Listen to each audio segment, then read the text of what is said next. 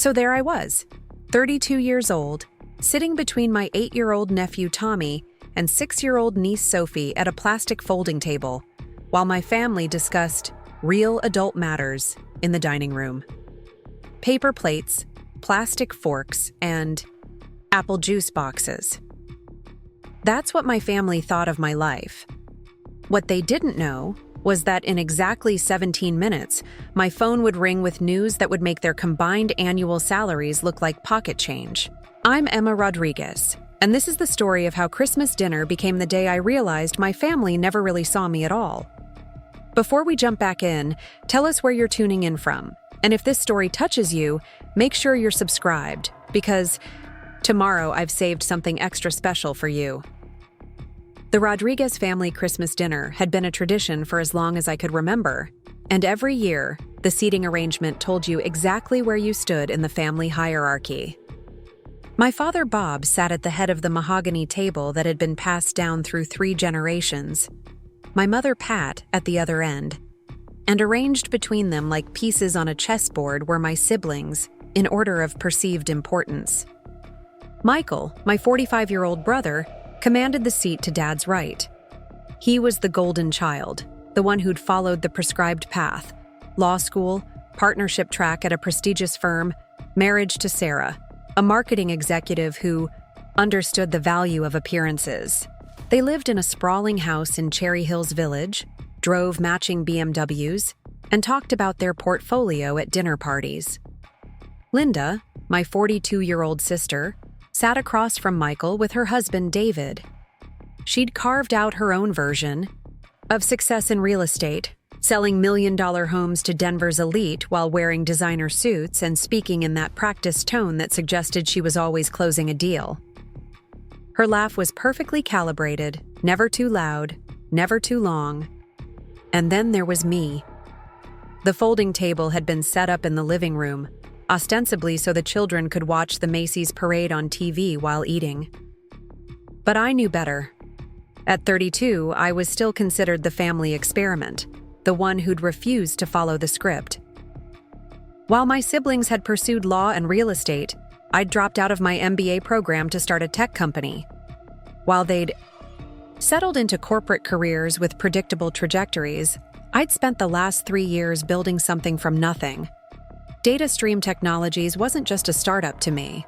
It was 3 years of 18-hour days, of teaching myself to code when our budget couldn't afford another developer, of sleeping on the office couch when we couldn't make rent on both the office and my apartment. My business partner, Rachel, and I had built an AI-powered analytics platform that could predict market trends with an accuracy that had Fortune 500 companies calling us daily. But try explaining that to a family that measured success by the square footage of your house and the prestige of your job title. Tommy was enthusiastically telling me about his Pokémon cards while Sophie carefully arranged her mashed potatoes into a perfect circle on her paper plate. Their innocence was refreshing after listening to the adult table's conversation drift toward mortgage rates and vacation home investments. Through the archway, I could see Michael gesturing with his wine glass, probably explaining some complex litigation strategy to impress our father. The smell of Mom's turkey filled the house, mixing with cinnamon from her famous apple pie and the subtle scent of the pine garland she'd wrapped around the staircase banister. Everything looked perfect, exactly as it had every year since I was Sophie's age. The same red tablecloth, the same centerpiece of winter berries and holly, the same hierarchy that kept me at arm's length from conversations that actually mattered. My phone, tucked discreetly beside my napkin, had been buzzing intermittently throughout dinner. I'd ignored it, knowing that checking messages at the family table would only reinforce their perception that I couldn't disconnect from my little hobby business. That's what Linda had called it last Thanksgiving, right before suggesting I consider applying for a marketing position at her real estate firm. From my position at the kids' table, I had a clear view into the dining room where my family was deep in their annual ritual of competitive success sharing. Sarah was detailing their recent cruise to the Mediterranean, complete with photos on her phone that she passed around the table.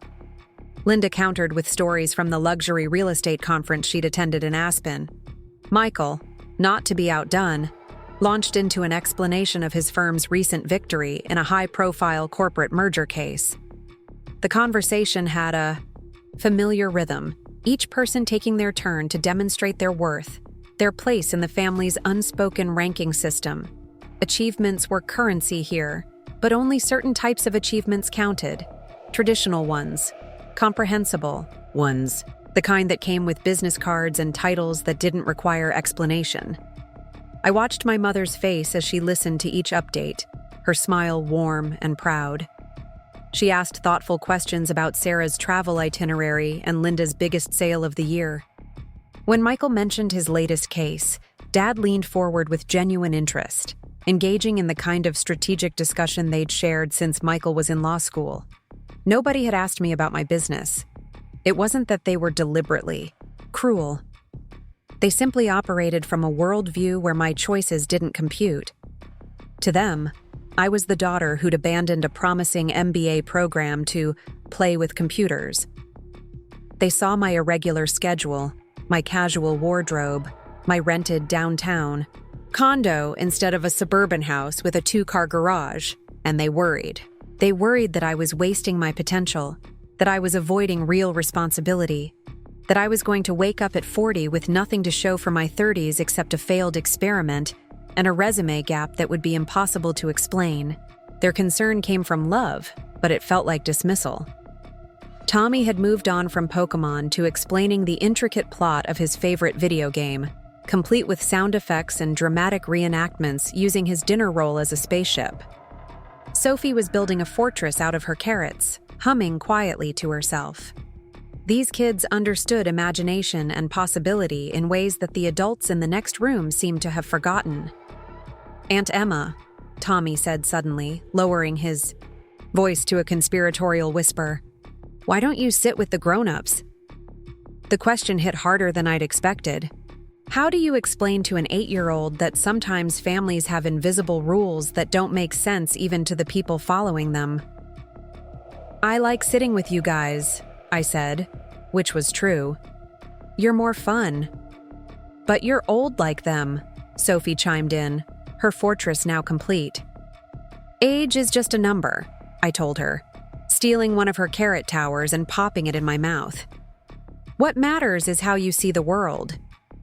Through the archway, I could hear my father's voice rise slightly as he shared an opinion about the Federal Reserve's latest interest rate decision. This was his element: economic analysis, market predictions, the kind of macro-level thinking that had made him successful in the insurance industry.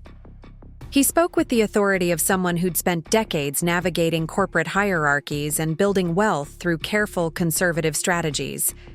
If only he knew that my company's predictive algorithms could forecast market movements with 93% accuracy. The irony wasn't lost on me. While my family discussed their traditional investments and retirement planning strategies, I was sitting on technology that could revolutionize how they approached every financial decision they'd ever make. But explaining artificial intelligence and machine learning to people who still used Internet Explorer felt like trying to describe color to someone who'd never seen anything but black and white. My phone buzzed again, this time with a text from Rachel. "Marcus called again, says it's urgent. When can you talk?" Marcus Thompson was the CEO of TechFlow Solutions, a Seattle-based tech conglomerate that had been courting DataStream for 4 months. What had started as a casual inquiry about licensing our technology had evolved into serious acquisition discussions. The numbers being thrown around were life-changing, but I'd kept the conversations confidential until we had something concrete to announce. I glanced toward the dining room, where Linda was now holding court with a story about showing a $12 million mansion to a cryptocurrency millionaire. The irony was almost painful. While she was impressing everyone with secondhand proximity to digital wealth, I was potentially sitting on a deal that would make her biggest commission look modest. But I couldn't say anything. Not yet. Not without seeming like I was trying to one-up everyone's holiday sharing. Preparing and narrating this story took us a lot of time, so if you are enjoying it, subscribe to our channel. It means a lot to us. Now back to the story. And honestly, part of me wasn't sure they'd believe it anyway. The thing about being consistently underestimated is that you start to internalize the doubt. Even when you know you're succeeding, even when the metrics and the bank statements and the client testimonials prove your worth, there's still a voice in your head that sounds suspiciously like your family, asking if you're sure this isn't just a phase. That voice had been particularly loud lately as the acquisition talks intensified. Success felt surreal when the people who knew you best couldn't see it coming. Tommy had finished his story and was now attempting to balance his spoon on his nose, a feat that required impressive concentration. Sophie was methodically eating her way through her carrot fortress, starting with the outermost walls and working inward. Their simple pleasures felt more authentic than the careful performance, happening at the adult table. "Do you want kids someday, Aunt Emma?" Sophie asked, her question innocent but loaded with implications that made my chest tighten. It was the kind of question that always came up at family gatherings, usually posed by well-meaning relatives, who measured life success by traditional milestones: marriage, house, kids, retirement savings. The fact that I was 32, single, and focused on building a business instead of a family was another mark against me in the invisible scorecard my relatives seemed to keep. "Maybe someday," I said, which was honest. "Right now, I'm building something else." "Like what?" "How do you explain entrepreneurship to a 6-year-old? How do you describe the intoxicating challenge of creating something from nothing, of solving problems that didn't have solutions, of building technology that could change how people work and think and live?" "I'm building a company that helps other companies make better decisions," I said finally. "That sounds important," Tommy said, his spoon still balanced precariously on his nose. "I think so too." In the dining room, the conversation had shifted to travel plans for the new year. Michael and Sarah were considering a ski trip to Switzerland. Linda and David were looking at properties in Cabo for a potential investment/vacation home. Mom was telling everyone about the cruise she and Dad were planning for their 40th wedding anniversary. More ways to spend money that required having money in the first place. My phone buzzed again. This time, it was a call.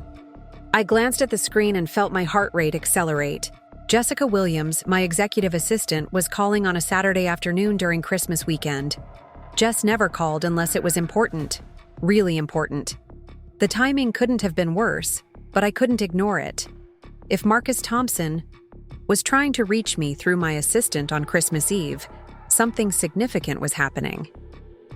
"I'll be right back," I told the kids, stepping away from the table and moving toward the kitchen where I could take the call privately. But as I lifted the phone to my ear and heard Jess's excited voice saying words that would change everything, I realized privacy might not be an option much longer. "Emma, you need to sit down," Jess said without preamble. "Marcus just called. TechFlow's board met this morning. They approved the acquisition." My legs suddenly felt unsteady. I leaned against the kitchen counter, watching through the window as snow began to fall outside. What does that mean exactly? It means they're offering $47 million for full acquisition of DataStream Technologies. Cash deal. They want you to stay on as VP of Innovation with a 5-year contract and equity options in TechFlow. $47 million. I closed my eyes and tried to process the number. 3 years ago, I'd been eating ramen noodles for dinner and wondering if I'd made the biggest mistake of my life. Now, someone was offering me enough money to buy my parents' house 50 times over. "Emma, are you there?" "I'm here," I managed. "When do they need an answer?"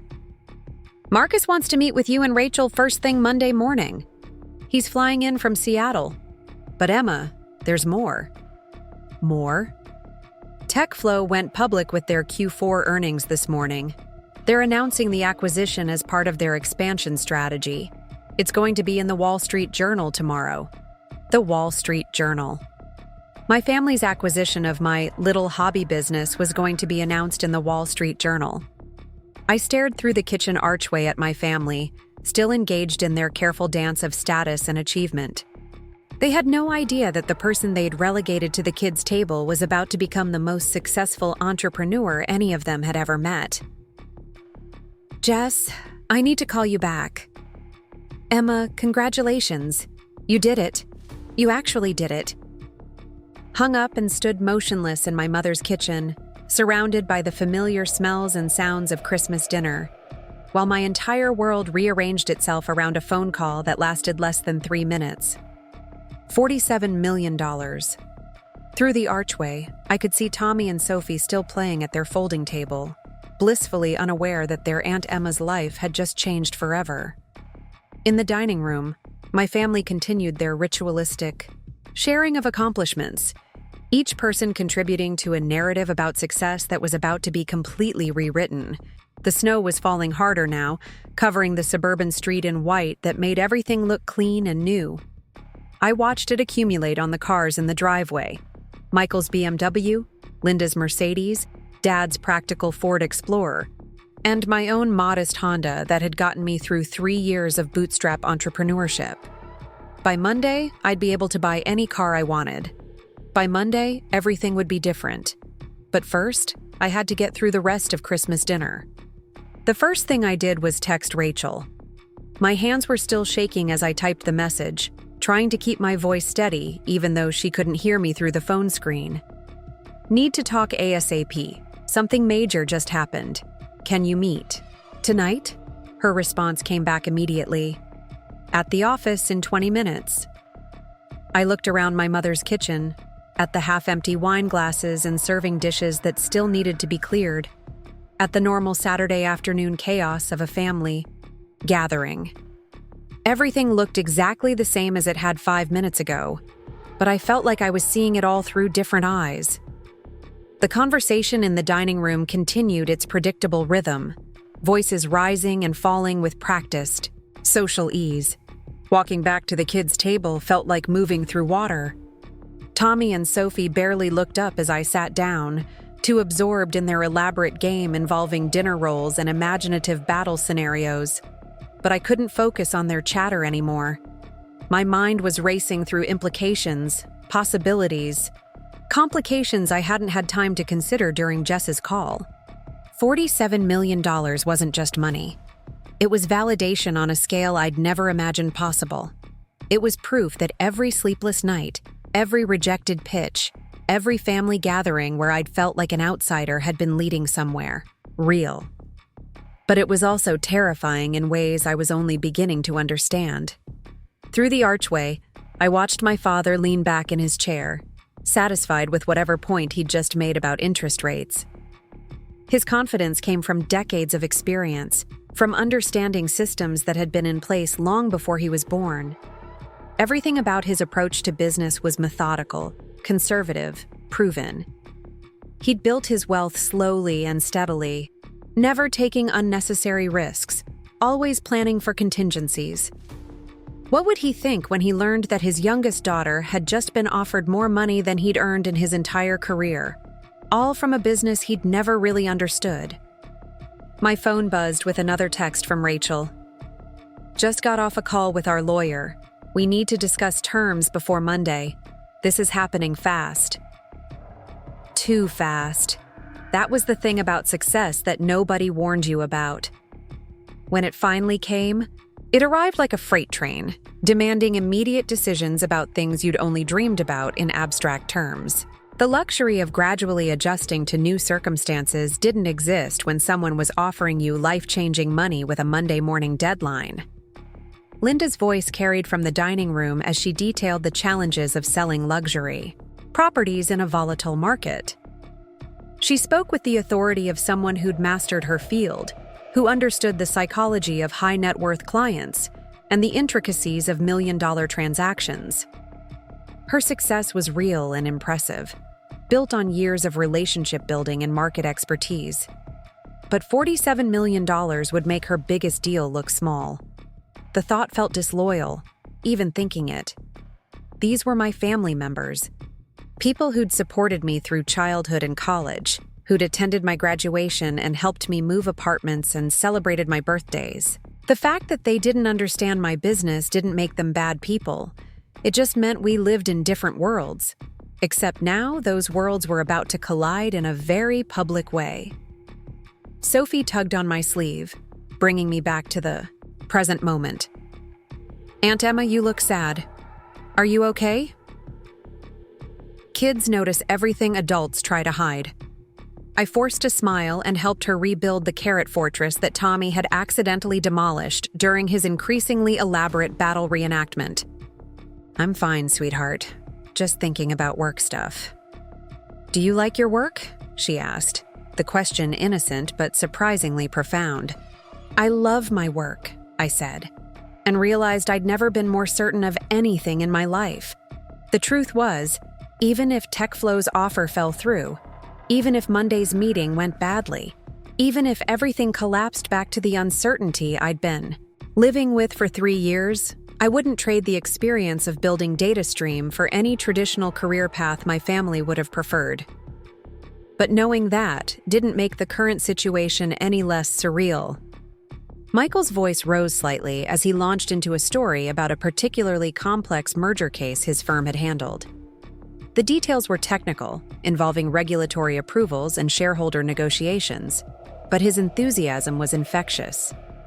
This was a man who genuinely loved the intellectual challenge of corporate law, who found satisfaction in navigating Byzantine legal systems to achieve his clients' objectives. I wondered if he'd see the parallels between his work and mine. Building. A tech company involved just as many regulatory challenges, just as much strategic thinking, just as much attention to detail. The main difference was that his deals involved moving existing assets around, while mine involved creating something entirely new. My phone buzzed again. This time it was a LinkedIn notification. Someone from TechFlow's communications team had sent me a connection request with a note, "Looking forward to working together on Monday's announcement." Monday's announcement. The reality was settling in that this wouldn't be a private family conversation anymore. By Tuesday, everyone would know. My college friends, former colleagues, the MBA classmates who'd thought I was crazy for dropping out. The local business community that had watched DataStream grow from a 2-person startup to a legitimate company. And my family. I tried to imagine explaining the acquisition to my parents, to my siblings who'd spent years waiting for me to admit that entrepreneurship was too risky, too uncertain, too far outside the boundaries of sensible career planning. How do you tell people who've been worried about your financial stability that you're about to become wealthier than all of them combined? The conversation in the dining room had shifted to holiday traditions and childhood memories. Mom was telling the story about the Christmas when Michael was 7 and tried to stay awake all night to catch Santa Claus.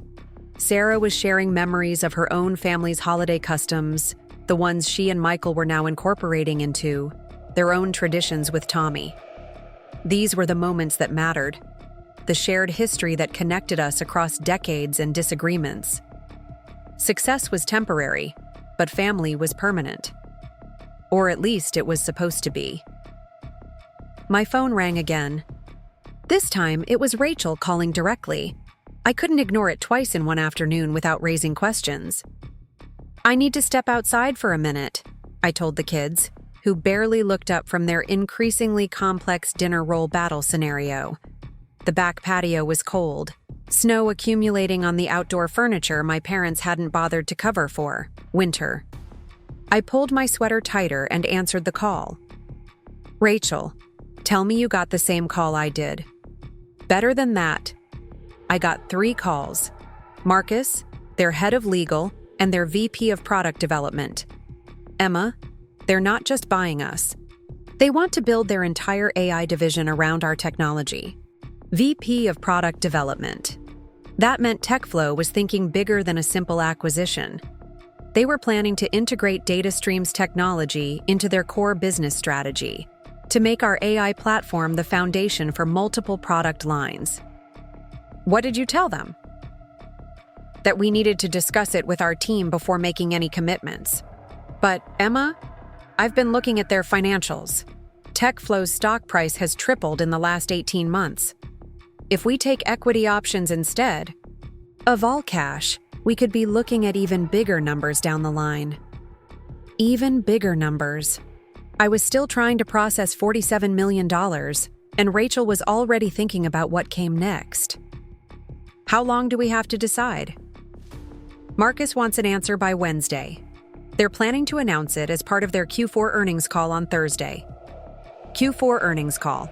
That meant conference calls with investors, press releases, business journal, articles. My parents subscribed to the Denver Business Journal. They'd see my name in print, along with details about the sale price and my new role at TechFlow. I stared at the snow-covered backyard where Michael and Linda and I had played as children, where we'd built snowmen and had snowball fights and learned to ride bikes on the driveway during warmer seasons. The landscape of childhood felt impossibly distant from the conversation I was having about stock options and equity positions. Rachel, can I ask you something? Of course. Did you ever imagine it would happen this fast? She was quiet for a moment. Honestly, no. I thought we'd spend another 2 years proving ourselves, maybe find a smaller investor to help us scale. This feels like skipping steps. Skipping steps. That was exactly what it felt like. 3 years ago, we'd been 2 women with an idea and no money. Now we were being courted by a company that wanted to pay us more money than most people earned in a lifetime. Do you think we're ready for this? Emma, we've been ready for this since day one. We just didn't know what this would look like. Through the patio door, I could see my family still seated around the dining room table. Dad was gesturing with his coffee cup, probably making a point about fiscal policy or investment strategy. Mom was listening with the patient attention. She'd perfected over 40 years of marriage. Michael and Linda were engaged in the kind of sibling debate that had been happening at this table since we were teenagers. They looked comfortable, settled, secure in their understanding of how the world worked. Tomorrow, I'd have to tell them that their youngest daughter was about to become the most financially successful person they'd ever known personally. I should go, I told Rachel. Family dinner isn't over, and disappearing for too many phone calls will raise questions I'm not ready to answer. Emma, one more thing. I've been thinking about the timeline. If we say yes to TechFlow, everything changes by next week.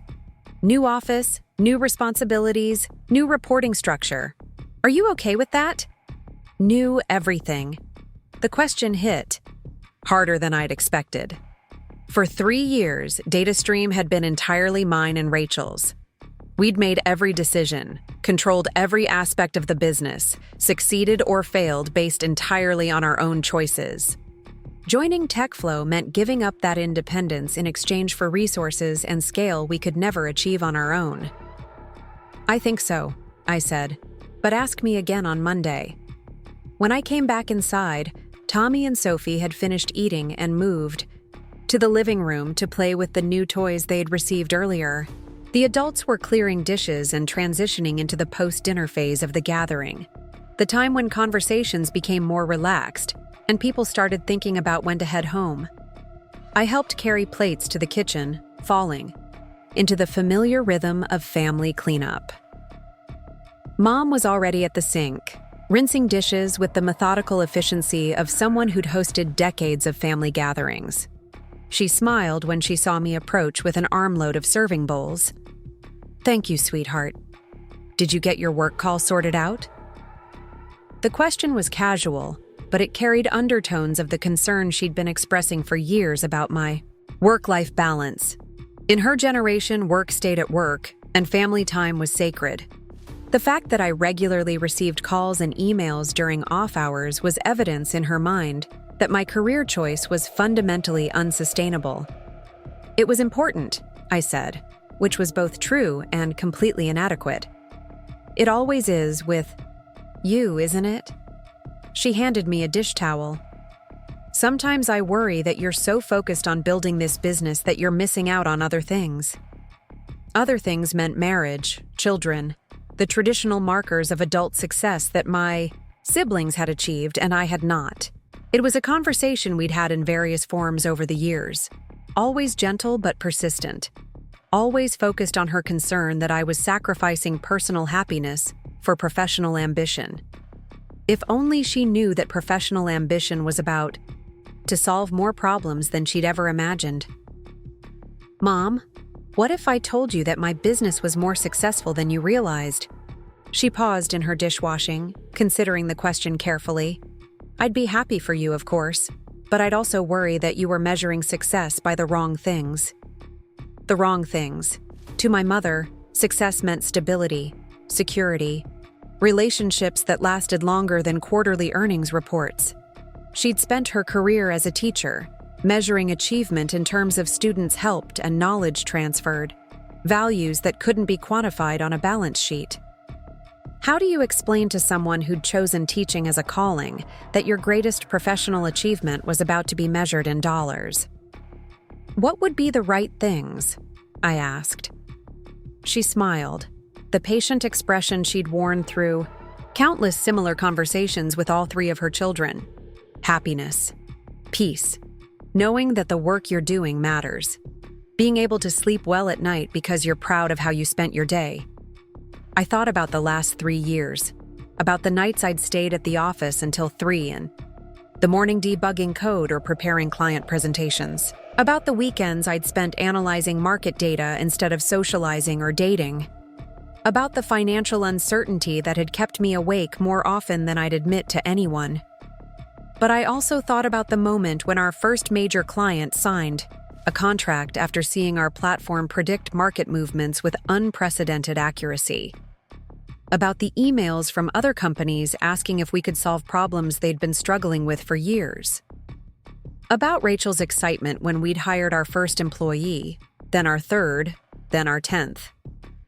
"I am proud of how I spend my days," I said finally. "Then that's what matters most." In the dining room, I could hear Michael and David discussing investment strategies while Linda shared updates about her latest real estate certification program.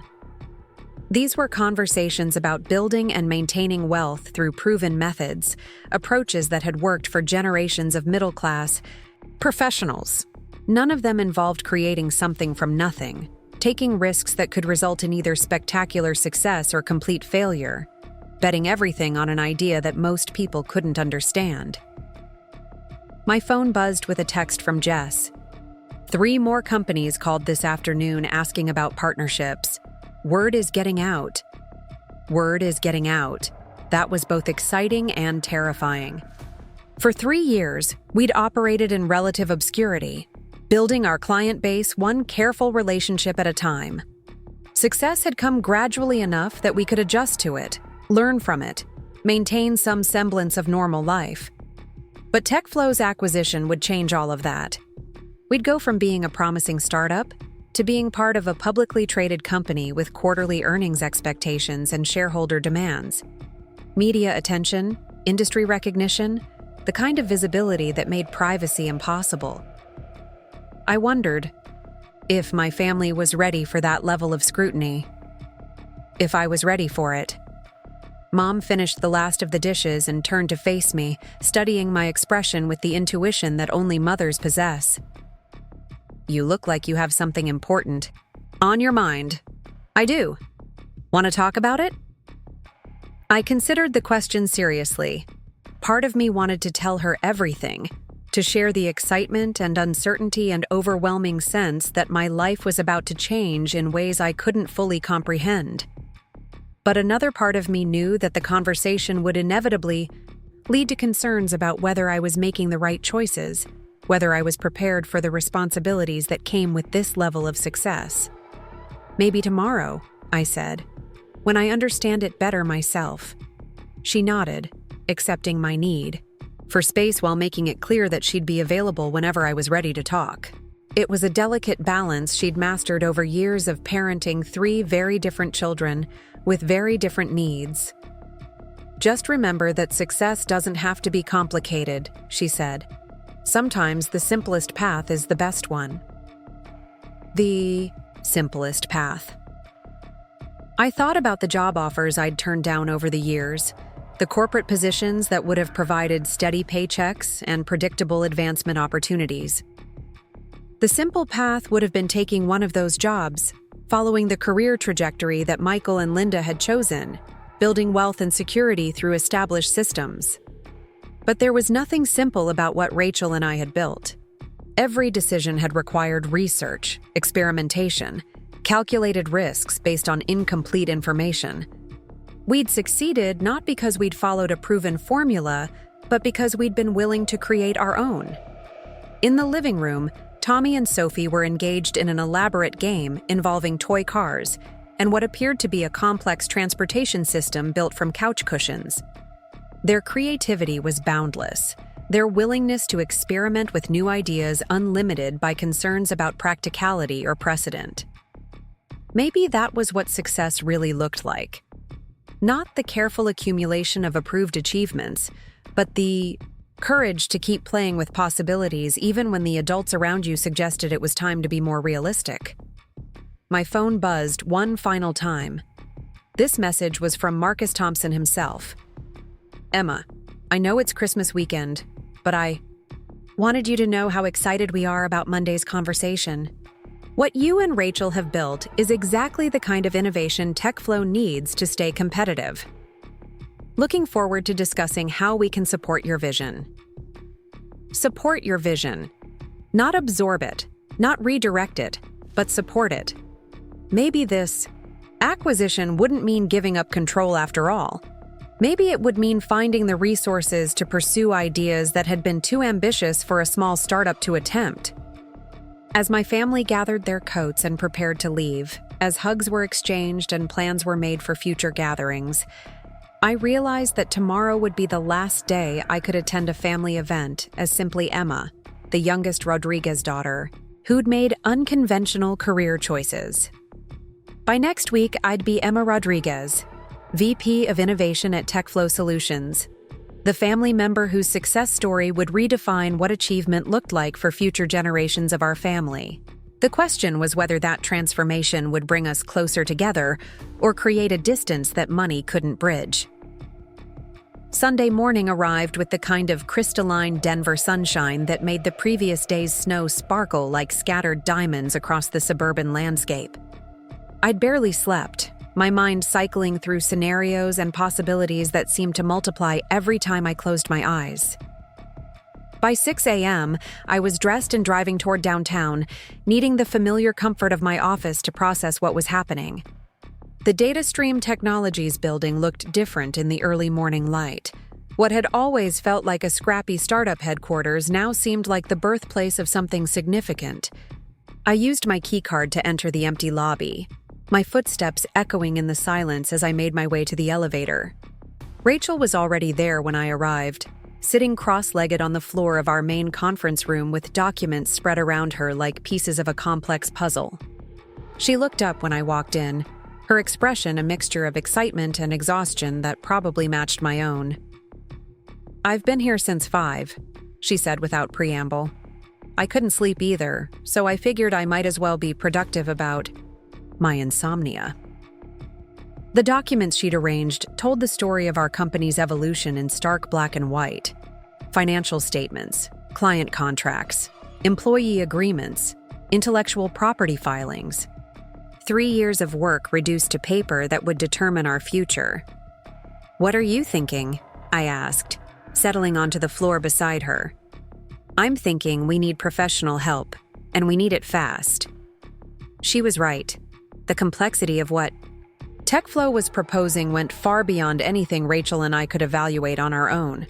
We needed lawyers who specialized in acquisitions, accountants who understood equity structures, advisors who could help us navigate negotiations with a company that had resources we could barely comprehend.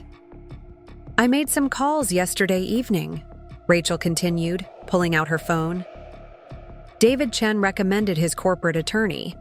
Apparently, she's handled several tech acquisitions in the past year. David Chen was a partner at one of Denver's most prestigious law firms, someone Rachel had met through professional networking events. The fact that he was willing to make a recommendation on a holiday weekend suggested he understood the urgency of our situation. When can we meet with her? This afternoon. I also contacted that financial advisor my cousin used when His startup got acquired last year. He can walk us through the tax implications and help us understand the equity options TechFlow is offering. Tax implications. The phrase alone was enough to make my head spin. 3 years ago, my biggest financial concern was whether I could afford both rent and groceries in the same month. Now I was contemplating tax strategies for a multi-million-dollar transaction. My phone rang, interrupting the surreal nature of our Sunday morning planning session. The caller ID showed my mother's number. "Emma, sweetheart, I wanted to thank you for helping with cleanup yesterday. You seemed distracted during dinner. Is everything all right?" My mother's intuition was both a blessing and a complication. She'd raised 3 children through various crises and celebrations, developing an ability to sense emotional undercurrents that her children thought they were hiding successfully. "Everything's fine, Mom. Just some work stuff I'm trying to sort through." On Sunday morning? Honey, this is exactly what I've been worried about. When work becomes so demanding that you can't even rest on weekends, maybe it's time to consider whether the stress is worth it. The irony was almost painful. Here I was, on the verge of achieving financial success beyond anything my family had imagined possible, and my mother was concerned that work was taking over my life. "I promise I'm okay. This is just a particularly busy time." "Well, make sure you're taking care of yourself.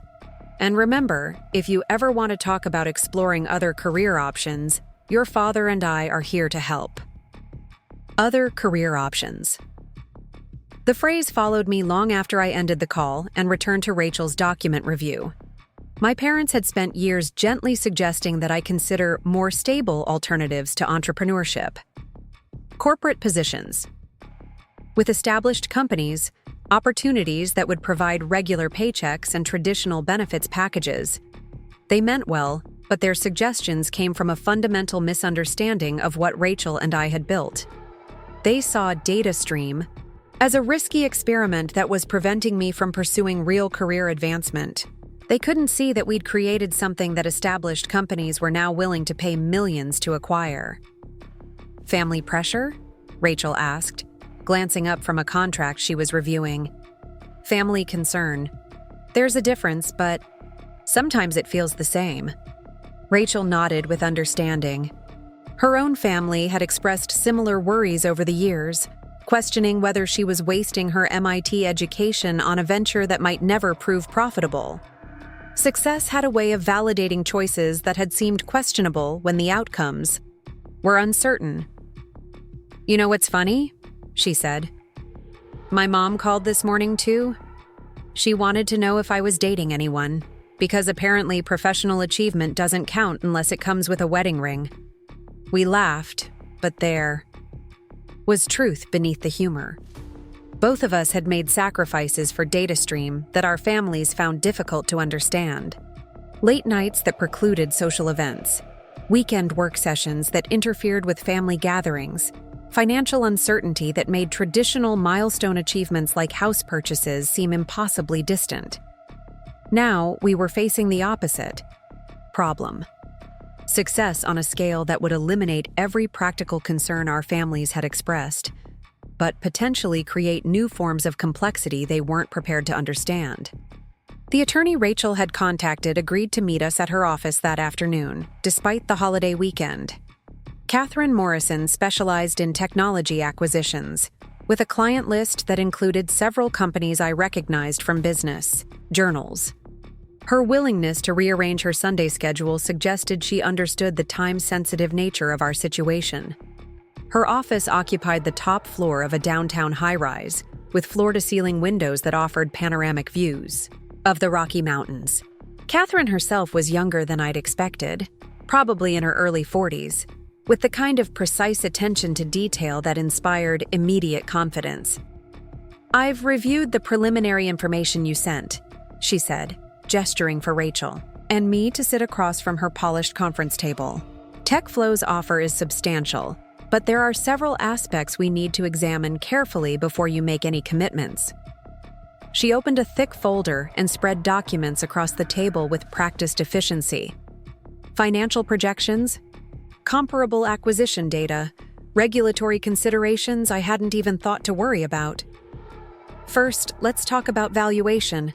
$47 million is significant, but I want to make sure you understand how they arrived at that number and whether it accurately reflects your company's potential. For the next 2 hours, Catherine walked us through concepts that felt like learning a new language. Enterprise value versus equity value, earn-out provisions, representation and warranty insurance, employment agreement terms that would govern our roles at TechFlow for years to come.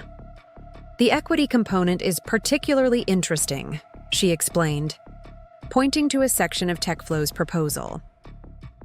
They're offering you stock options that could be worth significantly more than the cash portion if their expansion strategy succeeds. Stock options in a publicly traded company. The concept seemed surreal after years of bootstrapping a startup with minimal external investment. We'd gone from worrying about monthly cash flow to contemplating equity positions in a billion-dollar corporation. What's the downside? I asked, because there had to be one. Several potential issues. First, you'll be giving up control of the technology you've developed. TechFlow will own all intellectual property rights, which means they can modify, license, or discontinue your platform without your input. Second, your employment agreements include non-compete clauses that would prevent you from starting another AI company for 5 years if you leave TechFlow. Non-compete clauses. 5 years felt like an eternity when I considered how rapidly the technology landscape evolved. But it also represented financial security that would allow me to explore opportunities I'd never had the resources to consider. There's also the cultural integration challenge, Catherine continued. DataStream has operated as an independent startup with complete decision-making autonomy.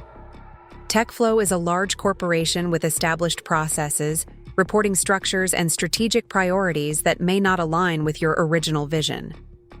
The warning resonated more deeply than I'd expected. Rachel and I had built DataStream. According to our own values and priorities, creating a company culture that emphasized innovation, flexibility, and employee empowerment. Joining TechFlow meant adapting to systems and expectations we'd had no role in creating. On the positive side, Catherine added, TechFlow has resources that could accelerate your growth beyond anything you could achieve independently. Their client base, marketing capabilities, and research and development budget would give you access to opportunities that are currently impossible for a company of your size. Opportunities versus autonomy. Growth versus control. Security versus independence. Every advantage came with corresponding trade-offs that required careful consideration. What's your recommendation? Rachel asked. I think you should seriously consider accepting, but with modifications to the terms they've proposed.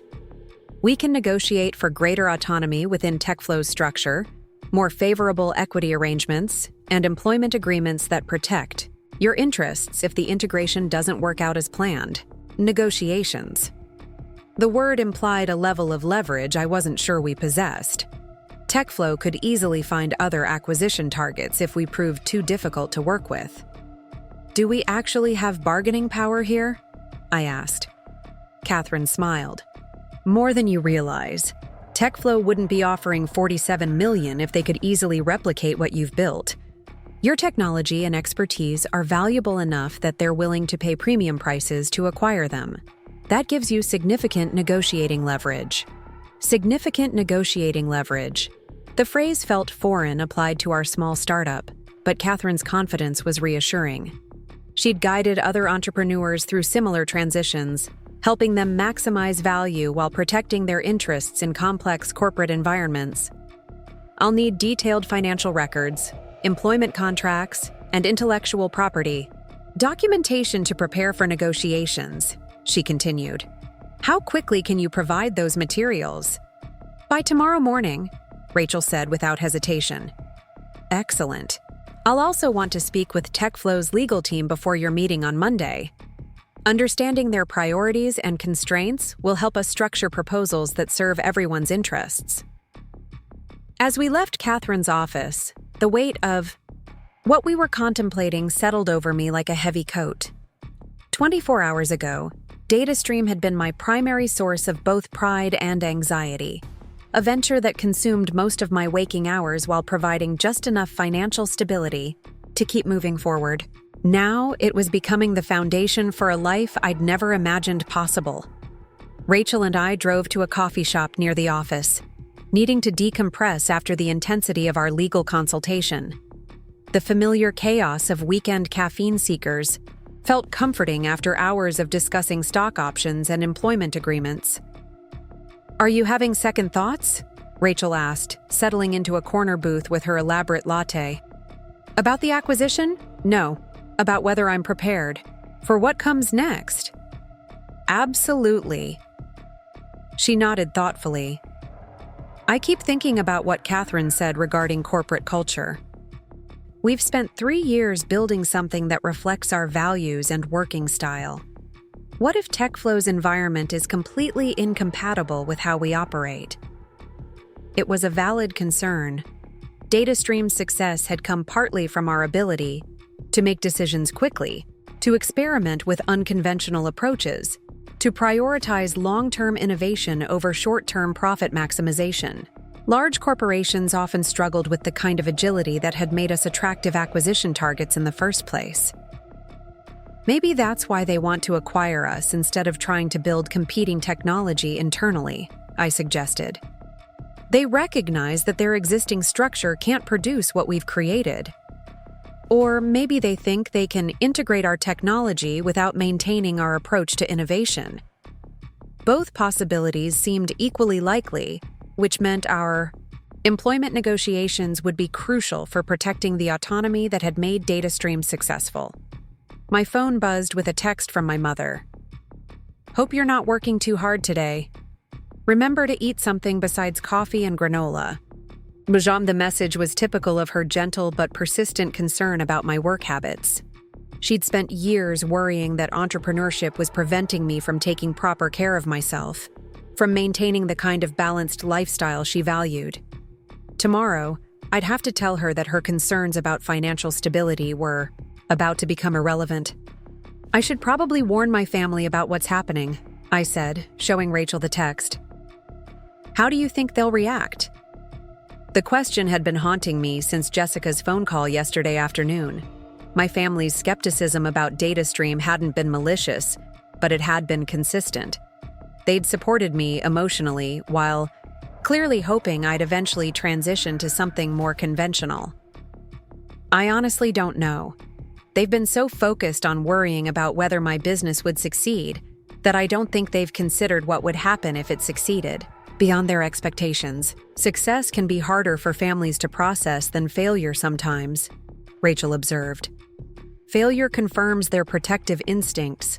Success forces them to reconsider assumptions they've held for years.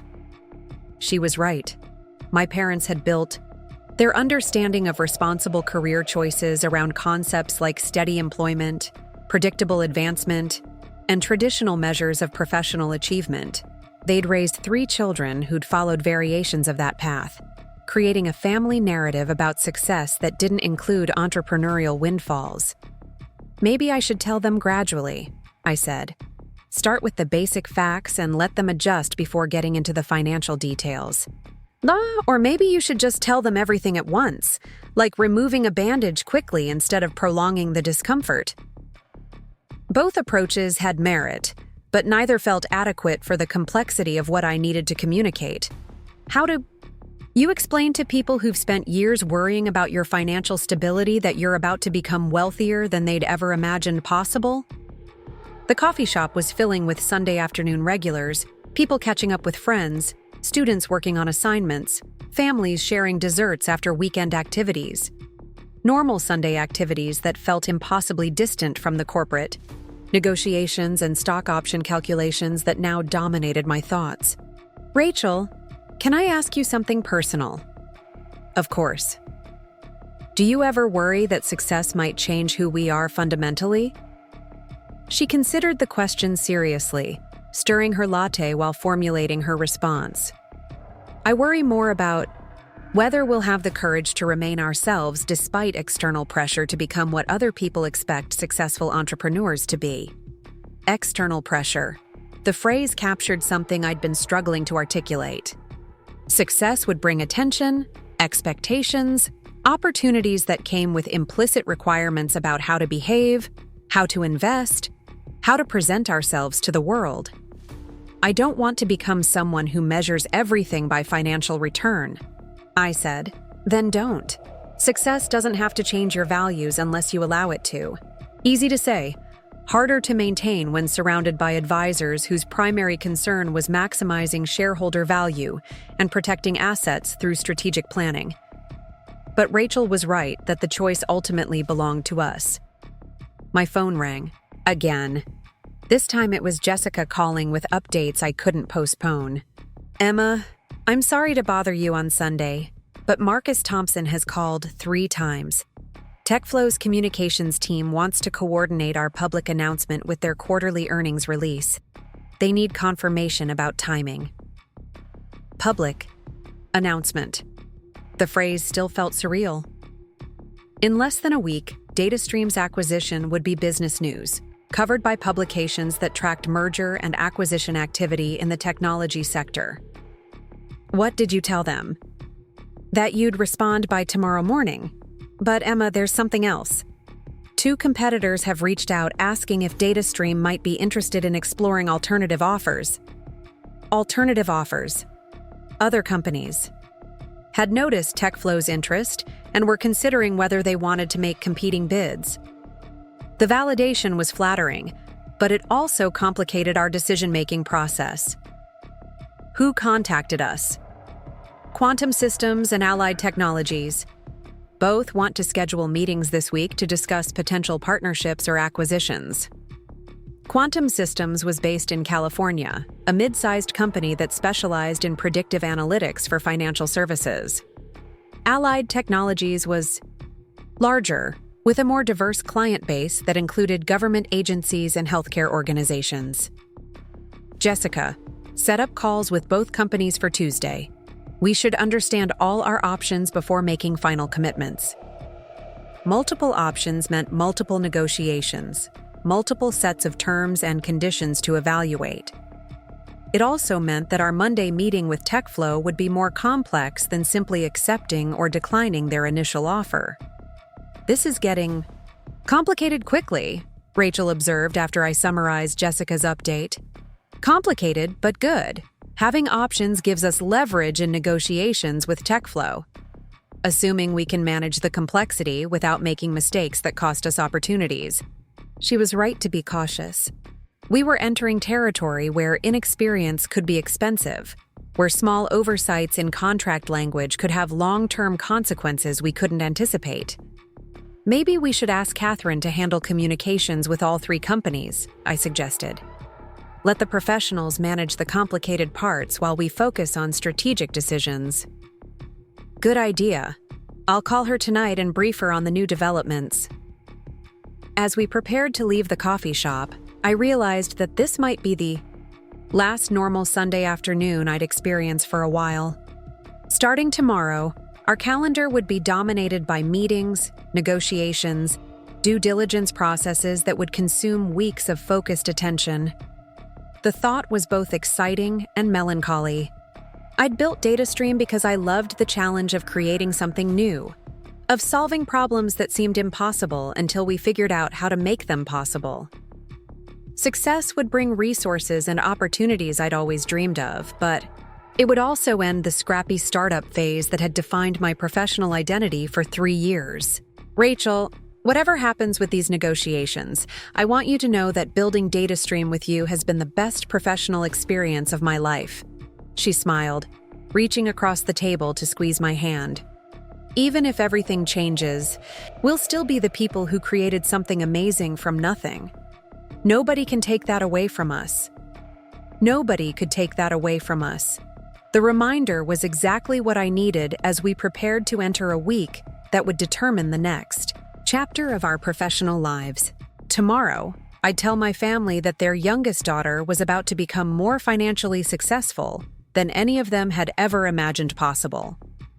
By Friday, I'd either be a vice president at a major corporation or navigating competing acquisition offers from multiple companies. Either way, the woman who'd sat at the kids' table yesterday would never exist again. Monday morning arrived with the kind of crisp December air that made Denver feel electric with possibility. I stood in front of my bathroom mirror at 5 a.m., trying to decide what someone wears to a meeting that could change their entire life. The navy blazer felt too formal, the startup casual too dismissive. Finally, I settled on the charcoal gray suit I'd bought for client presentations, professional but not intimidating. Rachel picked me up at 7:30, and we drove through the quiet streets toward TechFlow's temporary Denver offices in complete silence. We'd talked through every possible scenario, reviewed every document, prepared for every contingency our legal team could imagine. Now there was nothing left to do except walk into that conference room and discover what our future looked like. The TechFlow building occupied 3 floors of a sleek downtown high-rise, all glass and steel that reflected the morning sun like a beacon. Marcus Thompson met us in the lobby personally, a gesture that immediately signaled this wasn't just another corporate meeting. He was younger than I'd expected, probably early 40s, with the kind of relaxed confidence that came from making successful deals regularly.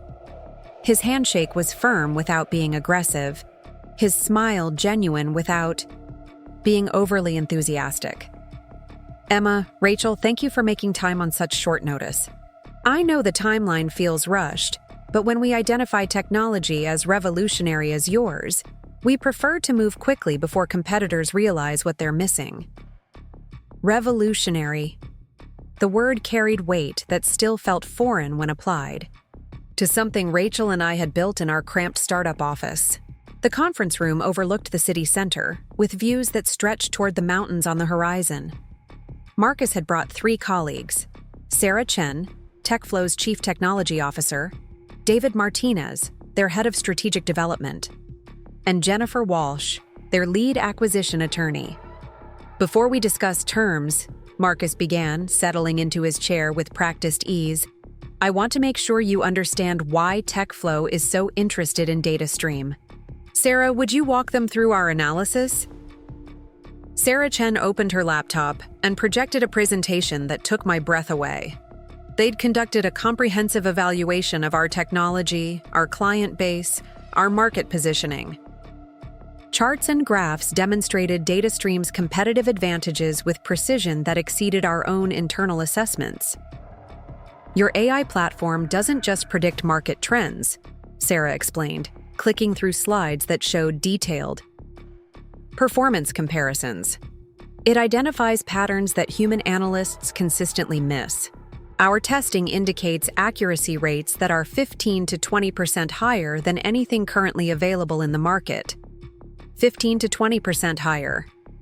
Rachel and I had known our technology was good, but seeing it quantified by independent analysis from a major corporation was validating in ways I hadn't expected.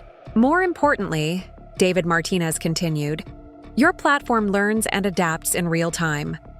Most predictive analytics tools provide static analysis based on historical data. DataStream actually improves its accuracy as market conditions change. They understood our technology better than most of our existing clients did. The depth of their analysis suggested this wasn't an impulse acquisition decision, but the result of months of careful evaluation. The market opportunity is enormous, Marcus added, pulling up financial projections that made my head spin. Conservative estimates suggest DataStream's technology could capture 5% of the global predictive analytics market within 3 years. That represents potential revenue of over $200 million annually. $200 million annually. The numbers were almost impossible to process. 3 years ago, Rachel and I had been thrilled to land our first client contract worth $50,000. Which brings us to our proposal, Jennifer Walsh said, distributing bound documents that looked more substantial than our original business plan. TechFlow is prepared to acquire DataStream Technologies for $52 million. $52 million, $5 million more than their initial offer. The increase reflects our continued analysis of your technology's potential and our desire to ensure this partnership moves forward smoothly, Marcus explained. $37 million in cash, $15 million in TechFlow equity options that vest over 5 years. Rachel and I exchanged glances. We'd expected negotiations around their original offer, not an immediate increase that exceeded our most optimistic projections. There are additional incentives, Sarah continued.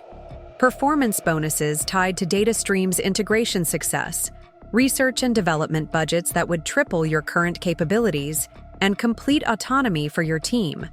Within TechFlow's innovation division, complete autonomy. That addressed one of our primary concerns about joining a large corporation. What does autonomy mean specifically? I asked. Your team would operate as an independent unit within TechFlow, David Martinez explained. You'd have dedicated office space, separate hiring authority, and decision-making control over product development priorities. Think of it as a well-funded startup that happens to be owned by a larger company. The proposal was more generous than anything Catherine Morrison had suggested we might negotiate. TechFlow wasn't just acquiring our technology. They were essentially paying us to continue doing exactly what we'd been doing, but with unlimited resources. We've also prepared employment agreements that we think you'll find attractive, Jennifer Walsh continued, sliding additional documents across the table. 5-year executive contracts with guaranteed annual compensation that exceeds industry standards. I glanced at the numbers and had to read them twice to make sure I wasn't misunderstanding. The proposed salaries were more than my entire family's combined annual income. This seems incredibly generous, Rachel said, voicing what I was thinking. What's the catch? Marcus laughed, but not dismissively. Direct question, I appreciate that. The catch is that we need your answer by Wednesday. TechFlow's board is announcing our Q4 earnings on Thursday, and we want to include DataStream's acquisition as part of our growth strategy presentation. Wednesday, 2 days to make a decision that would determine the direction of our professional lives for the next 5 years. We also need to discuss confidentiality agreements, Jennifer added. Until the public announcement, information about this acquisition must remain strictly confidential. That includes family members, other employees, media contacts, family, members. The restriction felt like a weight settling in my chest. I'd been planning to tell my parents about TechFlow's interest, but now that conversation would have to wait until after everything became public. Are there competing offers we should be aware of? Sarah Chen asked, her tone casual but her attention focused. Rachel and I had discussed how to handle this question. Honesty seemed like the best strategy. 2 other companies have expressed interest in exploring partnerships or acquisitions, I said. We're meeting with them tomorrow and Wednesday. That's exactly what we expected, Marcus replied without missing a beat. DataStream's technology is too valuable to remain unnoticed. Which companies?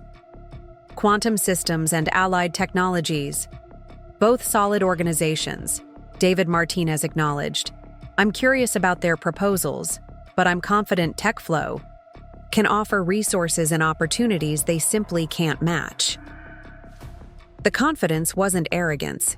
It was the matter-of-fact assessment of someone who understood competitive positioning in their industry.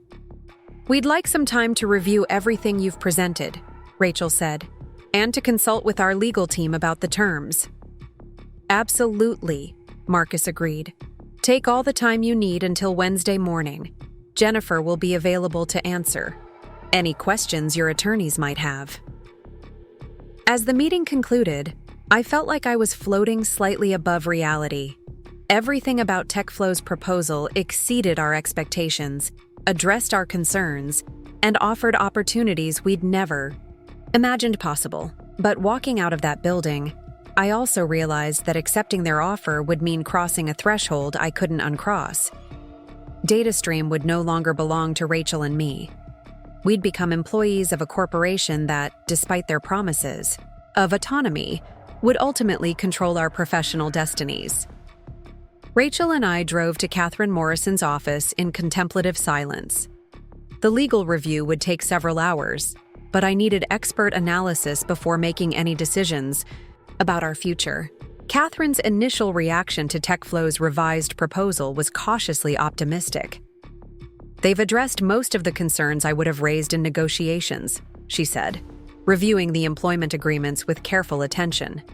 "The autonomy provisions are more comprehensive than I typically see in acquisition deals." "What about the equity options?" Rachel asked. "Very favorable. TechFlow's stock has appreciated consistently over the past 3 years. If their growth continues, these options could be worth significantly more than the cash portion of the child? Significantly more." We were already talking about life-changing amounts of money, and Catherine was suggesting the total value could be even higher. "Any red flags?" I asked. "The confidentiality requirements are stricter than usual, but that's understandable given their public announcement timeline. The non-compete clauses are reasonable. Overall, this is one of the most founder-friendly acquisition agreements I've reviewed." Founder-friendly. The term made everything feel more real. Rachel and I were founders, entrepreneurs who'd built something valuable enough that major corporations were competing to acquire it. "My recommendation is that you seriously consider accepting," Catherine continued.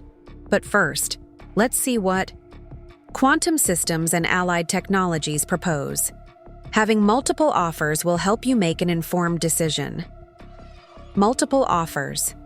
The concept still felt surreal, but Catherine was right that we needed to understand all our options before committing to any single path forward. Tuesday morning brought meetings that felt like elaborate job interviews, where everyone was trying to impress everyone else. Quantum Systems offered $38 million and a more traditional acquisition structure where DataStream would be absorbed into their existing product development division. Allied Technologies proposed a partnership model instead of an outright acquisition, offering $25 million for a 60% stake while allowing Rachel and me to maintain operational control. Both companies were professional, enthusiastic, and clearly understood DataStream's value. But neither proposal matched TechFlow's combination of financial generosity and operational autonomy. TechFlow is still our best option, Rachel concluded, as we debriefed Tuesday evening. Unless something dramatic changes tomorrow. Wednesday morning arrived with snow falling heavily outside my downtown condo, the kind of storm that transforms Denver into a winter wonderland while making travel treacherous. I stood at my kitchen window, drinking coffee and watching the flakes accumulate on the street below. In 3 hours, Rachel and I would call Marcus Thompson with our answer. In 5 hours, our decision would be irreversible. My phone buzzed, with a text from my mother. "Saw on the news that the storm might affect flights. Hope you're staying warm and safe." Staying warm and safe. The phrase carried all of my mother's protective instincts, her desire for her children to avoid unnecessary risks and pursue stability over uncertainty. In a few days, when TechFlow announced DataStream's acquisition, she'd learned that her youngest daughter had chosen a path that led to success beyond anything she'd considered possible. I called Rachel at 8 a.m. "Are you ready for this?" As ready as anyone can be for a conversation that changes their entire life. We'd agreed to make the call together from my condo, treating it as the last major decision we'd make as independent entrepreneurs. Marcus Thompson answered on the second ring, his voice warm despite the early hour on the West Coast. "Emma? Rachel, good morning. I'm hoping you have good news for us." "We do," I said, surprised by how steady my voice sounded. DataStream Technologies accepts TechFlow's acquisition proposal. Outstanding. Welcome to the TechFlow family. The word family carried weight I hadn't anticipated. For 3 years, DataStream had been Rachel's and my professional family, a small team united by shared vision and mutual respect. Now we were joining a much larger family with established traditions and expectations we were only beginning to understand. Jennifer Walsh will contact your attorney this morning to begin. Finalizing documentation, Marcus continued. We're planning to announce the acquisition during Thursday's earnings call at 2 p.m. Eastern Time. Thursday at 2 p.m. Eastern. In 26 hours, everything would be public knowledge. One more thing, Marcus added. We'd like you and Rachel to participate in the earnings call announcement. Nothing elaborate, just a brief introduction and a few words about your excitement regarding the partnership. By public speaking to TechFlow's investors and analysts. The thought was terrifying and thrilling in equal measure. After ending the call, Rachel and I sat in my living room watching the snow fall, processing what we'd just committed to. The silence felt heavy with possibility and finality. Should we call our families? Rachel asked. After the public announcement, it'll be easier to explain when they can read about it in business journals.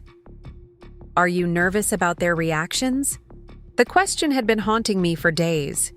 My family's skepticism about DataStream hadn't been malicious, but it had been consistent. They'd supported me emotionally while clearly hoping I'd eventually transition to something more conventional. I think they'll be shocked first, proud second, and worried third about whether success will change who I am. Will it change who you are? I considered the question seriously. Success would bring opportunities, responsibilities, and pressures I'd never experienced. But the core values that had driven Rachel and me to build DataStream wouldn't disappear just because we now had corporate resources to support our work. I hope not. But I guess we'll find out. Thursday morning brought a flurry of final documentation reviews and signature ceremonies that felt simultaneously momentous and mundane. Signing papers that transferred ownership of 3 years of work to a corporation I'd barely known a week earlier. Catherine Morrison guided us through each document with patient thoroughness, explaining clauses and implications until I understood exactly what we were agreeing to. By noon, DataStream Technologies officially belonged to TechFlow Solutions. At 1:50 p.m., Rachel and I were seated in TechFlow's Denver conference room, listening to Marcus Thompson deliver quarterly earnings results to investors and analysts participating by phone. Revenue growth, profit margins, strategic initiatives, the language of corporate success that we were now part of. Finally, I'm excited to announce TechFlow's acquisition of DataStream Technologies, a Denver-based artificial intelligence company that has developed breakthrough predictive analytics capabilities, Marcus said, his voice carrying the authority of someone comfortable addressing major investors.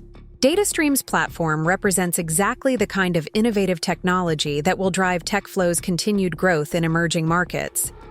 The acquisition includes DataStream's entire team, led by founders Emma Rodriguez and Rachel Kim, who will continue developing their technology as part of TechFlow's expanded innovation division.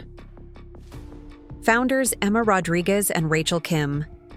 Hearing our names spoken to TechFlow's investors made everything feel suddenly, undeniably real.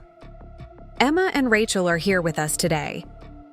Emma, would you like to say a few words about this partnership? I leaned toward the microphone, my heart racing but my voice steady. Thank you, Marcus. Rachel and I are thrilled to join TechFlow and incredibly excited about the resources and opportunities this partnership will provide. DataStream's technology was built to solve complex analytical challenges, and TechFlow's platform will allow us to tackle problems we never could have addressed independently. Any questions from our analyst community? Several analysts asked technical questions about DataStream's capabilities, market positioning, and integration timeline. Rachel and I answered with growing confidence, realizing that we'd become spokespersons for technology that major corporations now considered strategically valuable. The call concluded at 2:37 p.m. By 3 o'clock, business journalism, websites were publishing articles about TechFlow's acquisition strategy. By 4 p.m., my phone was buzzing with congratulatory messages from clients, colleagues, and business contacts I hadn't heard from in months. By 5 p.m., my mother was calling. "Emma, sweetheart, your father just showed me an article from the Denver Business Journal. It says, TechFlow Solutions acquired your company for $52 million. That can't be right, can it?" The moment I'd been anticipating and dreading had finally arrived. My mother's voice carried a mixture of confusion, excitement, and disbelief that perfectly captured everything I'd expected her to feel. "It's right, Mom." The silence that followed lasted long enough for me to wonder if our connection had been lost. $52 million? She finally asked, her voice barely above a whisper. "Yes. And you're sure this is legitimate? Not some kind of scam or mistake?" The question made me smile despite the seriousness of the conversation. My mother's protective instincts remained fully engaged, even when faced with evidence of success beyond her wildest expectations. "It's legitimate, Mom. I've been working with lawyers and accountants all week to make sure everything was handled properly." Another pause. "Why didn't you tell us this was happening?" The hurt in her voice was unmistakable. For 3 years, my parents had been my emotional support system, celebrating small victories and providing encouragement during difficult periods. Learning about my biggest achievement through a business journal rather than a personal conversation felt like betrayal to them. I couldn't tell anyone until it became public. The acquisition agreement included strict confidentiality requirements. "But we're your family?" "I know, and I'm sorry. I wanted to tell you, but legally I couldn't risk compromising the deal." I could hear my father's voice in the background asking questions, followed by muffled conversation as my parents processed the news together. "Your father wants to know if this means you're wealthy now," my mother said finally. Wealthy. The word felt strange applied to my circumstances, but it was accurate. After taxes and legal fees, Rachel and I would each receive more money than most people earned in a lifetime. "Yes, Mom. It means I'm financially secure." "And you'll still work for this company in Seattle?" "Denver, actually. TechFlow is opening a new office here specifically for our team." More background conversation. Then my mother's voice again, warmer now but still processing. "We're proud of you, sweetheart. Confused, but proud. When can you come over so we can celebrate properly?" "When can I come over?" The question reminded me that despite everything that had changed, I was still the youngest Rodriguez daughter, still someone my parents wanted to fuss over and celebrate with homemade dinner and family stories. "How about Sunday? I can explain everything then." "Perfect. And Emma, bring Rachel if she'd like to join us. After what you two have accomplished, she's definitely family." After ending the call, I realized that Sunday's family dinner would be completely different from the previous weekend's gathering. No kids' table, no dismissive comments about my career choices, no gentle suggestions that I consider more stable alternatives. But also, no privacy, no anonymity, no ability to succeed or fail without everyone watching and analyzing my choices. Rachel and I met for dinner that evening at our favorite restaurant, a quiet neighborhood place where we'd celebrated every major data stream milestone over the past 3 years. The owners recognized us, smiled warmly, and seated us at our usual table without being asked. "How does it feel?" Rachel asked after we'd ordered wine and settled into the familiar rhythm of post-crisis debriefing. "Surreal, like it happened to someone else, and I just watched it happen." "Do you think we made the right choice?" The question deserved careful consideration. TechFlow's offer had been generous beyond our expectations, their integration plans thoughtful and respectful. But accepting meant giving up the independence that had defined our professional relationship for 3 years. "Ask me again in 6 months," I said, "after we see how the reality compares to their promises." Fair enough. We talked through the practical details that would dominate our immediate future. Office relocations, staff transitions, the dozens of administrative tasks involved in transferring a company from private ownership to corporate subsidiary status. But underneath the logistics was a deeper question about identity and purpose. We'd built DataStream because we wanted to solve interesting problems using innovative technology. Success had validated our approach, but it had also introduced complexities that could potentially interfere with the work we loved. Rachel, can I ask you something? Always. Are you worried that we'll lose the passion that made DataStream successful in the first place? She considered the question while absently turning her wine glass, a habit I'd noticed she'd developed during stressful conversations. I'm worried that we'll become so focused on meeting TechFlow's expectations that we'll stop taking the kinds of risks that led to breakthrough innovations. The concern was valid. Corporate environments, even supportive ones, naturally encouraged incremental improvements over revolutionary changes. TechFlow had acquired DataStream because of our willingness to challenge conventional approaches, but maintaining that culture within a larger organization would require constant vigilance. Maybe that's our responsibility, I suggested, to make sure TechFlow's innovation division stays innovative, even as it grows larger and more successful. Maybe we'll discover that resource constraints were actually helpful for fostering creativity. Both possibilities seemed equally likely, which meant our next few months would be crucial for establishing precedents that would shape our long-term working relationship with TechFlow. As we prepared to leave the restaurant, I realized this might be the last time Rachel and I would have dinner as independent entrepreneurs. Tomorrow, we'd officially be corporate employees, albeit with unusual autonomy and generous compensation. The transformation felt simultaneously like an ending and a beginning, the conclusion of one chapter and the opening of another that would be written according to rules we were still learning to understand. Walking to my car through the quiet, Denver streets, I thought about the woman who'd sat at the kids' table just 5 days earlier, dismissed by family members who couldn't see past their own definitions of professional success. That woman no longer existed. She'd been replaced by someone whose achievements would be measured in business journals, whose decisions would affect dozens of employees, whose success would serve as validation for every entrepreneur who'd ever been told their dreams were impractical. The responsibility was both exhilarating and terrifying.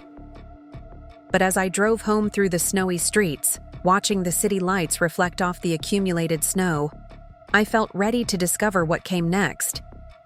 Sunday arrived with the kind of brilliant winter sunshine that made the previous week's snow sparkle like crushed diamonds across the suburban lawns of Lakewood. I stood in my parents' driveway at exactly noon, holding a bottle of champagne that cost more than I used to spend on groceries in a month, trying to summon the courage to walk through the front door. Everything looked exactly the same as it had the weekend before. The same brick colonial with its carefully maintained flower beds, the same welcome mat my mother had placed precisely in the center of the front steps, the same sense of permanence that had always characterized my childhood home. But I felt like a completely different person approaching a familiar place where I no longer quite belonged. The acquisition announcement had been running on business news channels all week.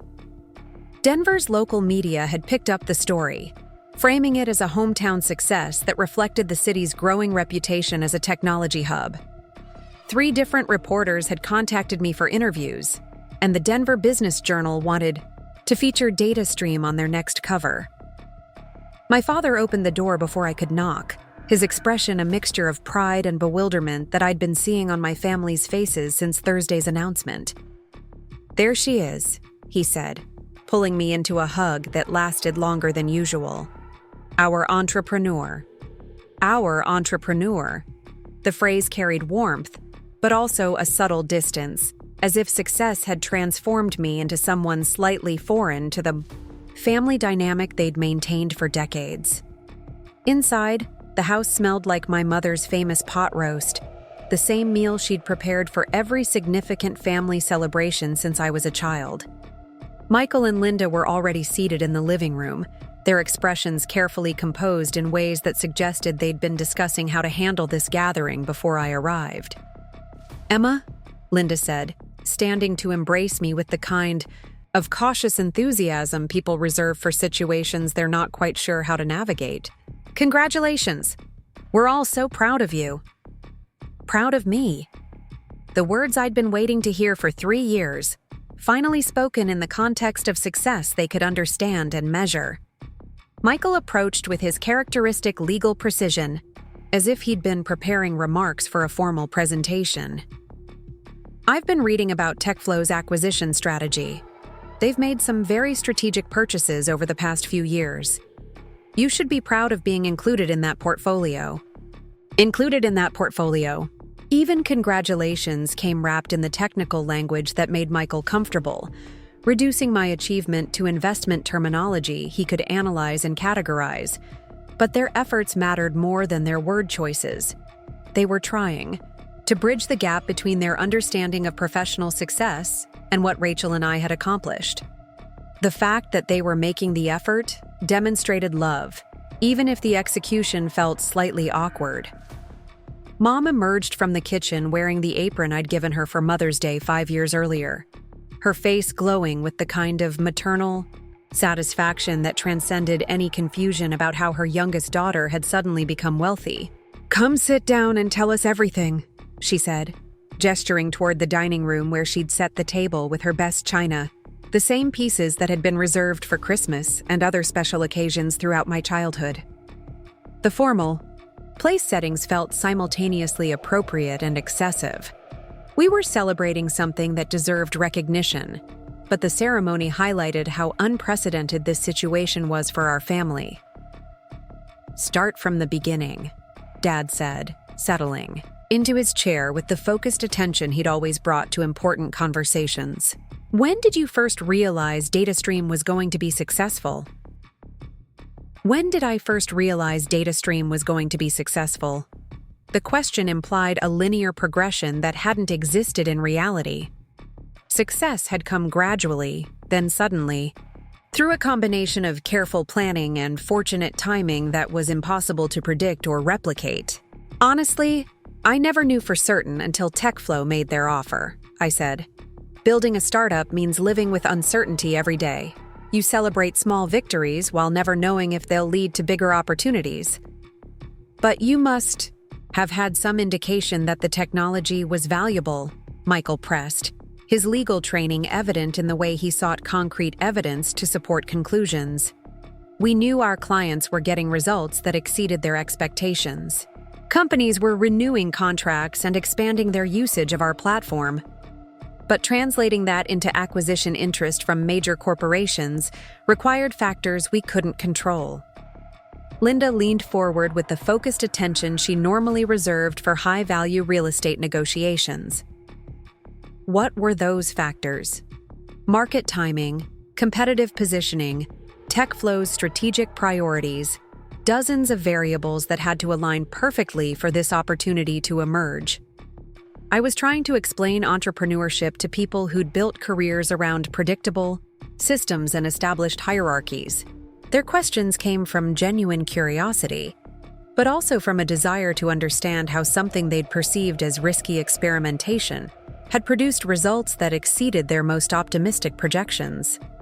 "The important thing is that you recognized the opportunity and executed successfully," Dad said, his tone carrying the approval I'd been seeking for years. "That takes vision and courage that not everyone possesses." Vision and courage. The validation felt wonderful, but it also highlighted how completely my family's perception of my choices had shifted in less than a week. The same decisions they'd been gently questioning for 3 years were now being praised as evidence of exceptional judgment. Mom returned from the kitchen carrying serving dishes that filled the dining room with familiar aromas, comfort food, that connected this unprecedented celebration to decades of family traditions. "Tell us about your new job," she said, settling into her chair with the kind of maternal focus that demanded complete honesty. "Will you be happy working for a large company after being your own boss?" "Will you be happy?" The question cut to the heart of concerns I'd been trying not to examine too closely. TechFlow had promised autonomy, resources, and opportunities that would allow Rachel and me to pursue projects we'd never been able to afford independently. But they'd also introduced reporting structures, corporate politics, and strategic priorities that might conflict with our original vision. I think so, I said. TechFlow acquired DataStream because they want us to continue doing what we've been doing, just with better funding and broader market access. But what if they change their minds? Linda asked, her real estate experience making her naturally cautious about verbal promises that weren't guaranteed by legal contracts. What if new management decides they want to integrate your technology differently? The question reflected exactly the kind of strategic thinking I'd expect from someone who'd spent years navigating complex business relationships.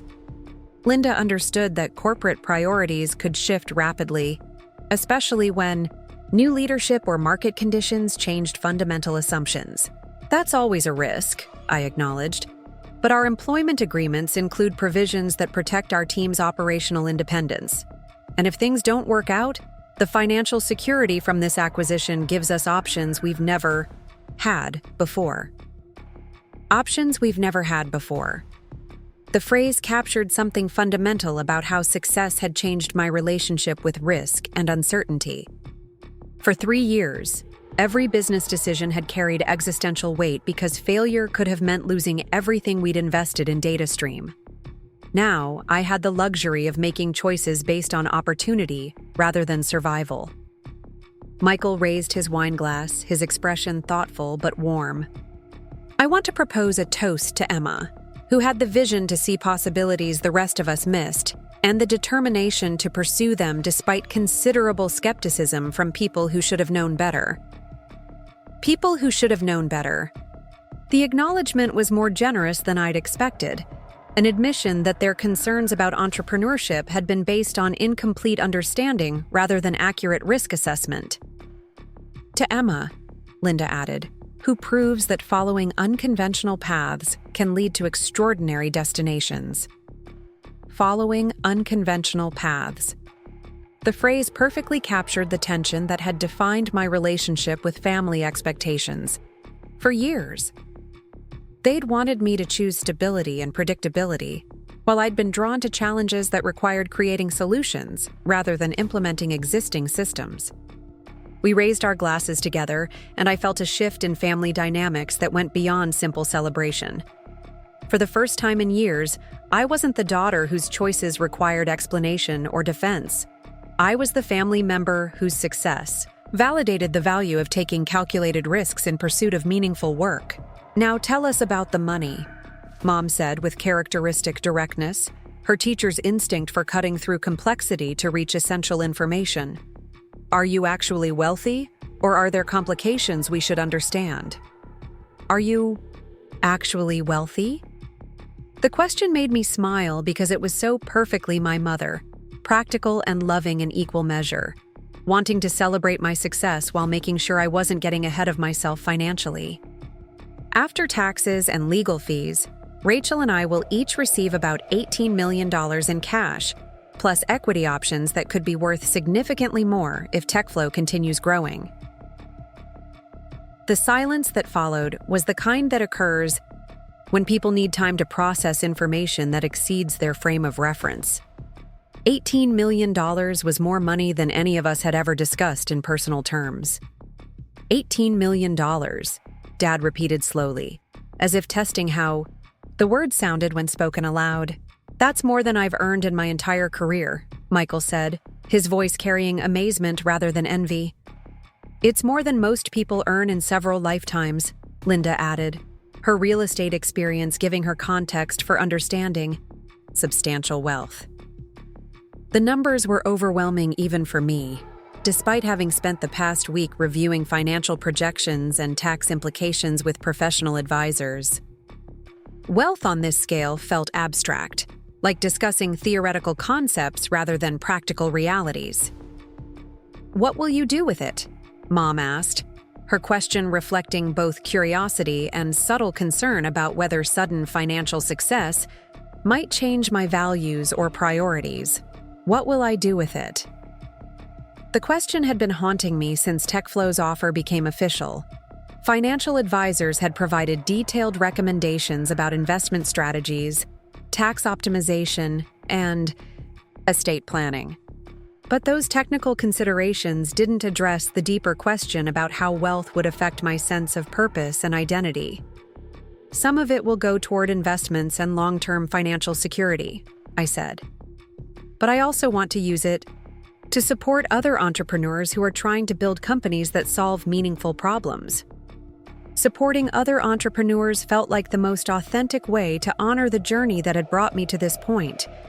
Rachel and I had succeeded partly because of mentors and advisors who'd shared their knowledge and experience when we needed guidance most. That sounds exactly like something you would do, Mom said, her smile carrying the kind of maternal pride that had nothing to do with money and everything to do with character. Will you keep working? Dad asked, his question reflecting generational assumptions about the relationship between wealth and employment. Absolutely. The work we're doing at TechFlow is more interesting and impactful than anything I could pursue independently. Having financial security means I can focus entirely on innovation rather than worrying about cash flow and business development. The conversation continued through dinner, ranging from practical questions about tax implications to philosophical discussions about the role of technology in solving complex social problems. My family's genuine interest in understanding my work felt like validation that transcended financial success. After dessert, Linda pulled me aside for a private conversation in the kitchen while the others continued debating the future of artificial intelligence in the dining room.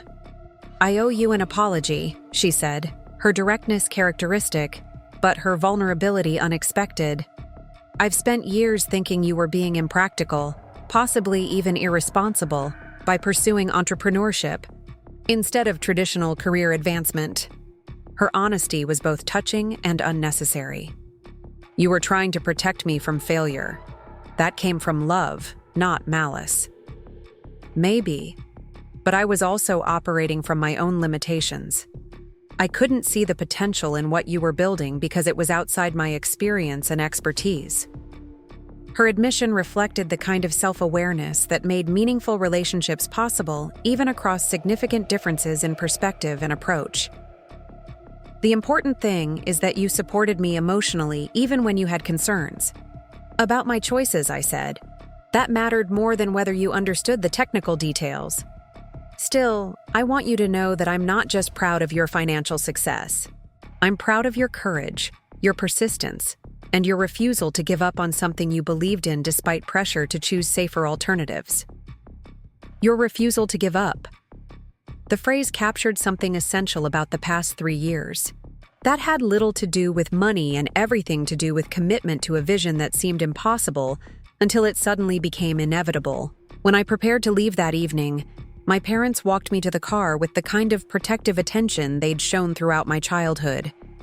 But their expressions carried new elements of respect and admiration that hadn't existed a week earlier. Drive safely, Mom said, the same instruction she'd given me thousands of times, but now carrying additional weight because my well-being had implications beyond our immediate family. And let us know if you need anything, Dad added, though we both understood that my needs had fundamentally changed since our last conversation.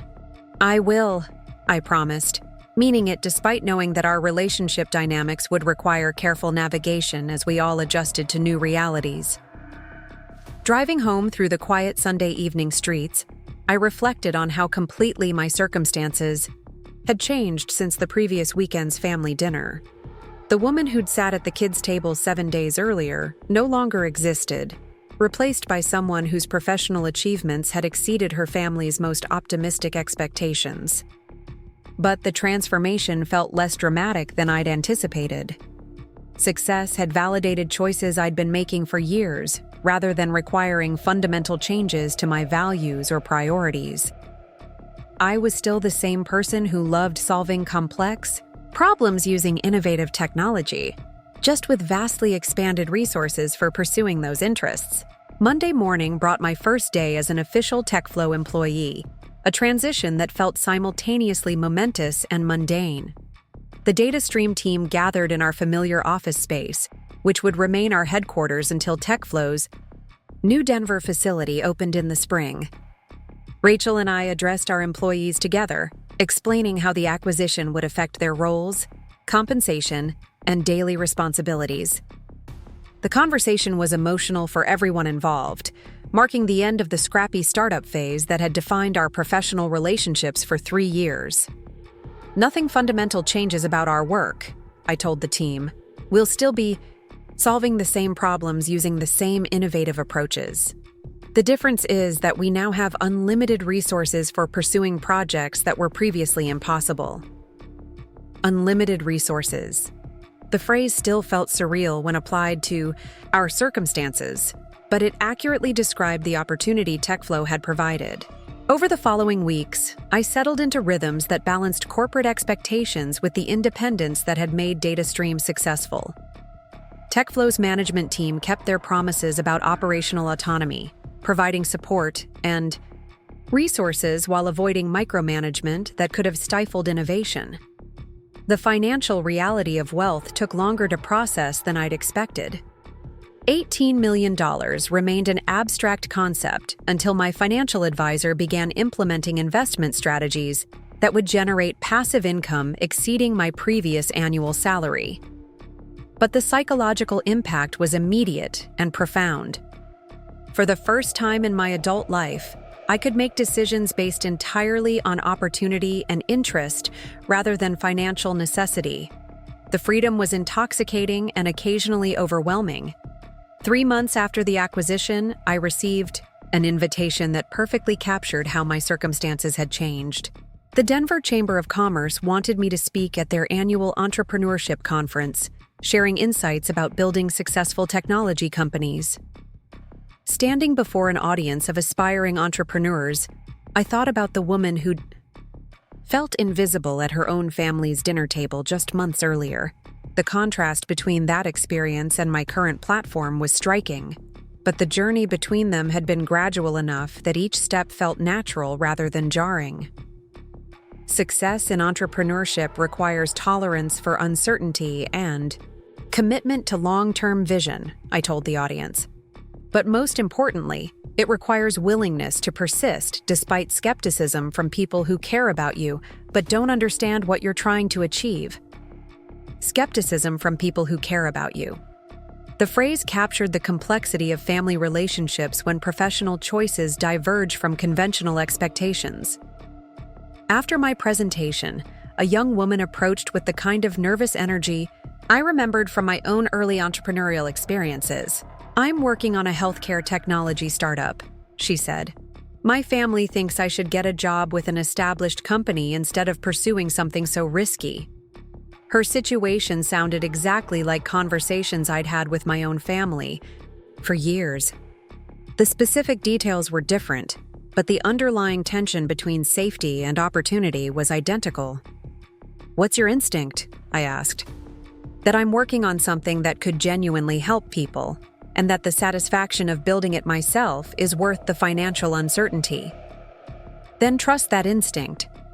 Family concerns come from love, but they don't always come from understanding.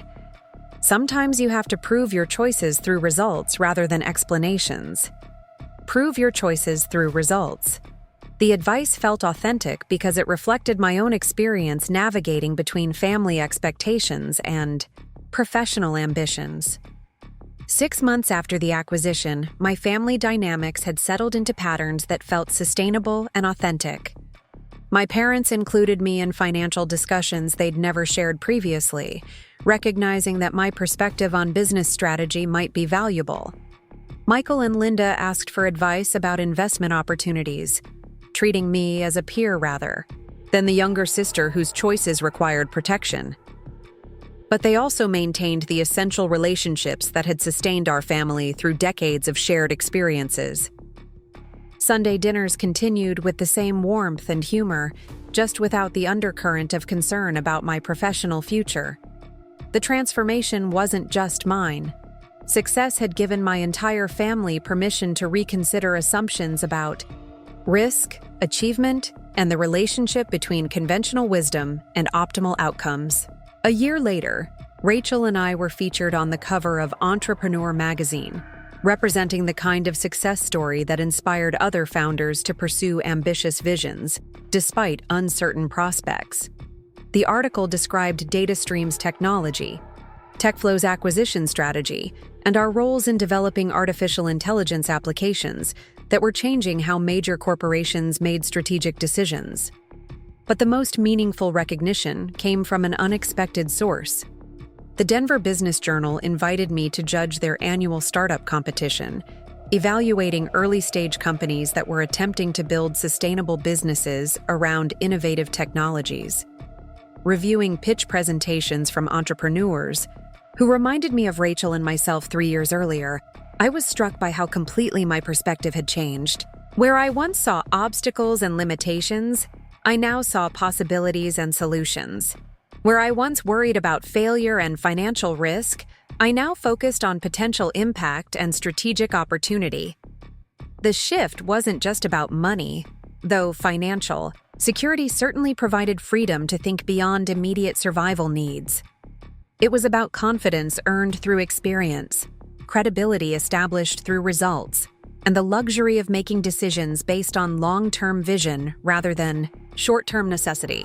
But perhaps most importantly, it was about understanding that success doesn't require choosing between family relationships and professional ambitions. The tension I'd felt for years between my entrepreneurial choices and my family's expectations had been based on a false dichotomy. Love and support could coexist with different definitions of achievement and risk tolerance. Family members could express concern about choices they didn't understand, while still providing emotional foundation that made those choices possible. The woman who'd sat at the kids' table during Christmas dinner had been searching for validation, that her unconventional path could lead to meaningful success. She'd found that validation, but she'd also discovered something more valuable: the realization that external recognition, while satisfying, was less important than internal confidence about the work she was doing and the impact she was having. Today, when I attend family gatherings, I sit wherever conversation feels most interesting, contributing perspectives shaped by experiences that bridge traditional business wisdom and innovative technology applications. Sometimes that's at the formal dining room table discussing investment strategies with my father and Michael. Sometimes it's in the kitchen helping my mother prepare meals while sharing updates about TechFlow's latest product developments. And sometimes it's on the floor with Tommy and Sophie, who still ask the most profound questions about why adults make things so complicated when simple solutions often work better. The kids' table taught me something valuable about perspective and belonging that success couldn't change. Authenticity matters more than status. Curiosity matters more than credentials, and the people who love you will eventually understand. Your choices if you give them time and patience to process changes they weren't expecting. Success transformed my financial circumstances and professional opportunities, but it didn't transform my core identity or fundamental relationships. The same values that had driven me to build DataStream continued to guide decisions about how to use wealth and influence responsibly. The same family members who'd worried about my unconventional choices became my strongest supporters once they understood the results those choices had produced. And the same determination that had sustained me through 3 years of entrepreneurial uncertainty now fueled efforts to support other founders who were building companies that could solve meaningful problems while creating sustainable value. The journey from the kids' table to the boardroom hadn't required becoming a different person. It had simply required becoming the best version of the person I'd always been, with resources and platform to pursue that vision at scale. Up next, you've got 2 more standout stories right on your screen. If this one hit the mark, you won't want to pass these up. Just click and check them out.